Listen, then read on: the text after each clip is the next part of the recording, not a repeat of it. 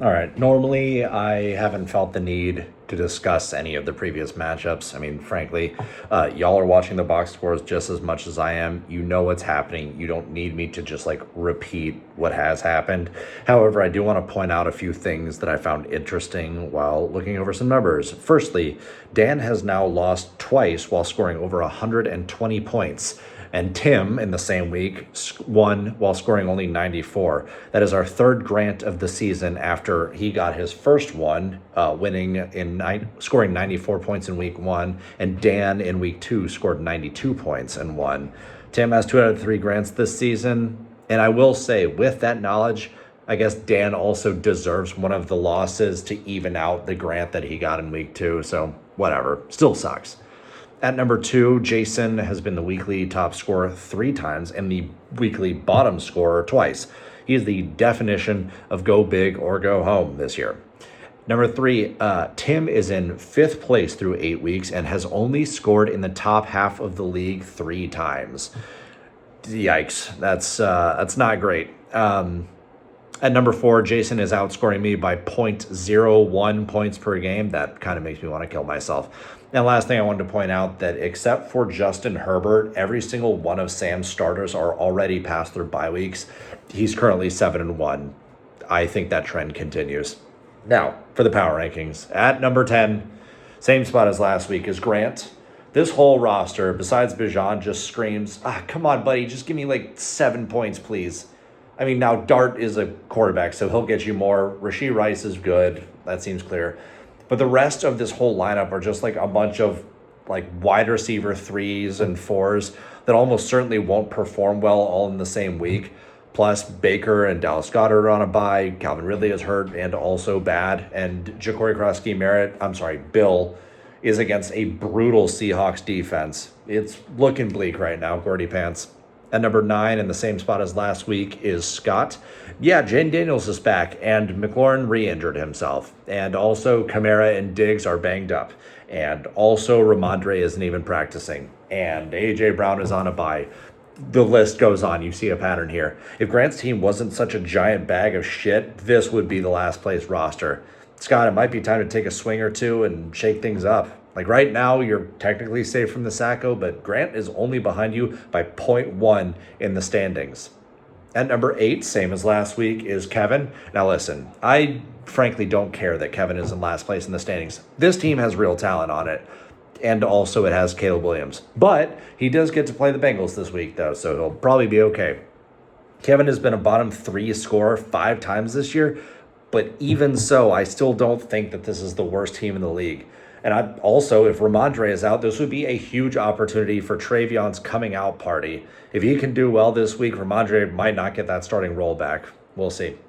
At number 7, down 1 from last week, is Tim. Again, I think that Tim has a good team, and he's got some bad matchups thus far and even worse injury luck. Also, Debo just letting a ball clang off his hands on a weekly basis doesn't feel good either.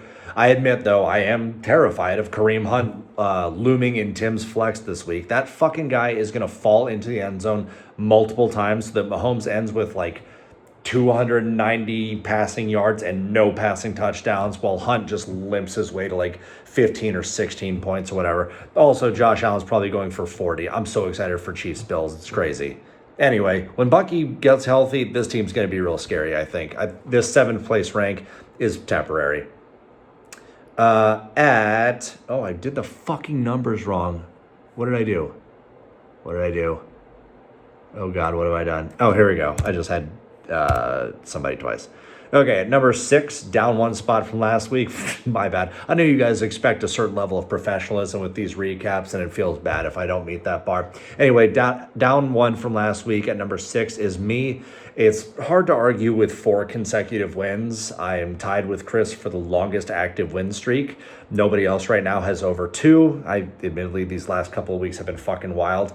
I still don't feel great about like half of my team right now. But last week, Derrick Henry and Breece Hall put on a fucking show, which was good enough for me to win against Jason's maybe awful team.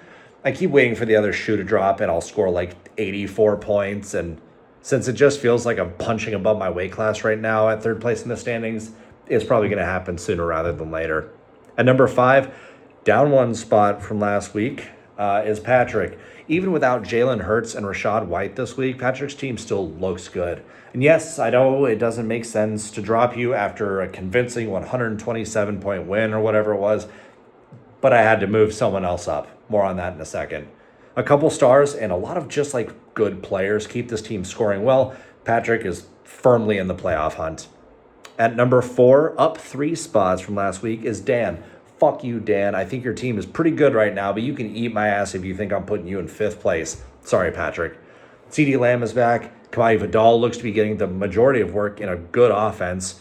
Char Boner is getting plenty of work in a good offense as well. And somehow this team that we all kind of thought looked terrible looks like kind of good right now.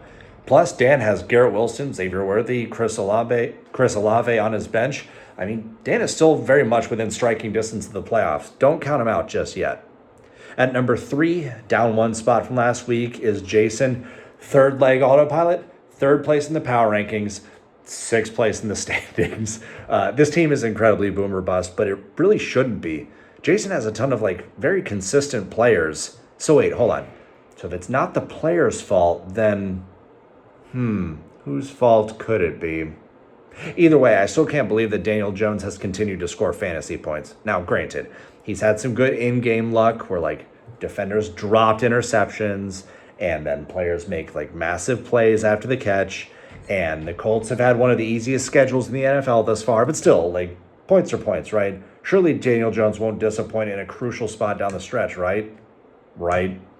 Anyway, at number 2, down one spot from last week, is that's not right. I think same spot as like.